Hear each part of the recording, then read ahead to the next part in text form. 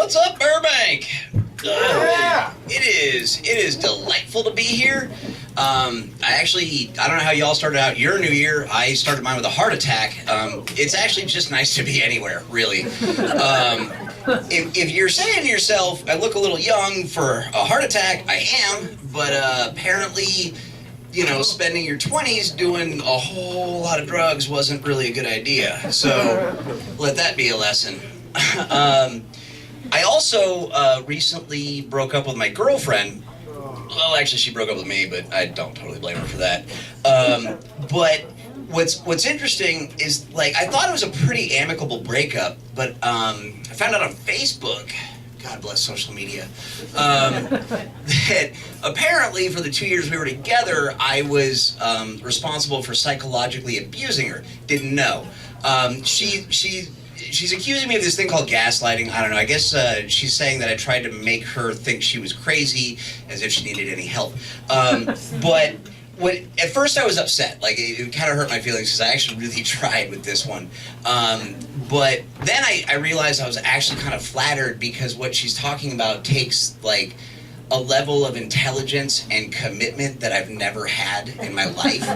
So, you know, now I'm looking at it like she's looking at me like a Bond villain. So, I got that going for me. But between a myocardial infarction and a breakup, you know, obviously there was a bit of a downturn for a couple of days there. You know, which, you know, is what's interesting is that back in the day, I used to get, like, really bad bouts of depression. Like, it was pretty bad, and there were days I just couldn't get out of bed, didn't want to go to work.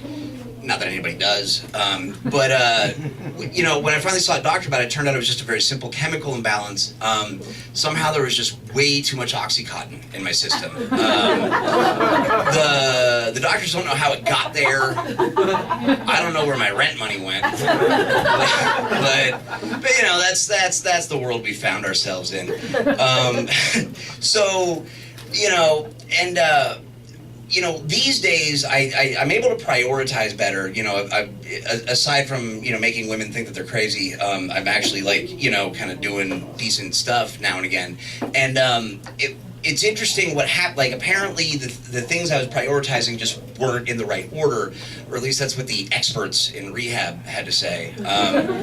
You know, so what's funny though is that, like, in spite of all this, like, it takes time to sort of, like, turn things around, and you learn very interesting, like, they give you weird advice in rehab.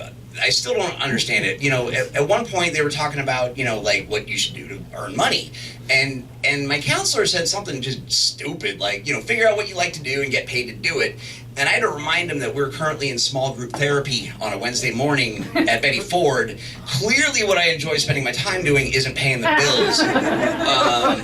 You know, if you got any better ideas, I'm very open to it. Because nobody's paying me to get fucked up. Trust me, I've tried. Like, somehow my family, in spite of all this other shit I got going on, they keep asking me when I'm going to settle down and get married. You know, I've got... the thing is, like, in case you haven't figured out in the 2 minutes I've been up here, I don't make great decisions for myself. For example, before this most recent ex, the one before that was a heroin addict. The one before that was a pimp's daughter from Oakland. And the one before that was a mermaid. Which, just to be very clear, I was not so strung out that I thought I was dating a woman that had a fish bottom and a human hat. She just honestly, very earnestly believed that in a past life she was a mermaid, and I very honestly believed that I wanted to fuck her. So, you know, you go along with these things.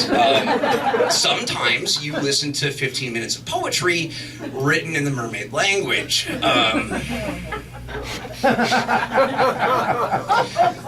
It's a beautiful language. It's like a hybrid of Hawaiian and pure gibberish. It's beautiful. It really, really is. So, and, you know, I'm trying to, like, I don't get why I can't meet the right girl. I work at a bar. I hang out at comedy shows with other comics, and I rent a room from a married couple and sleep in a twin bed with my 2 dogs. So I don't know why I'm having a hard time, making it work. But I do know that something needs to sort of shift, because I recently turned 37, and it occurred to me that at this age, my parents, they had 3 kids, they had careers, they owned a home, like shit was pretty set. And when I stopped to think about it, I realized I work part-time occasionally, and I have 2 dogs, and I own an okay bong. It's not great. It will get the job done. It's okay. So yeah, room for improvement. But that's about my time. You guys have a great night. Yeah.